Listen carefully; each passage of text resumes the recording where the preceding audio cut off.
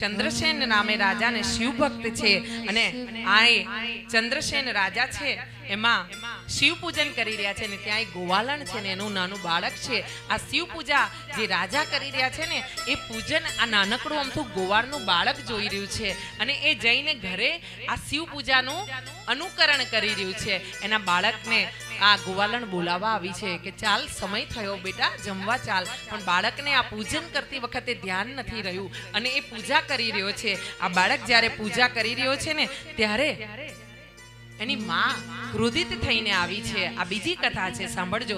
अने माए क्रोधित थईने आ बाळक ज्यारे पेलुं सुपूजन करी रह्युं छे ने एक पत्थरनुं ए पत्थर उठावीने माए फेंकी दीधो छे अने बाळकने एम थयुं छे मारा भगवानने मारी माए फेंकी दीधो अने ए बाळक त्यां मूर्छित थई गयुं छे। अने ज्यारे ए मूर्छित थई गयुं ने त्यारे भगवान तेजोमय रूपे भोळानाथ प्रगट थया छे अने ए पत्थरमां बिराजमान थया छे।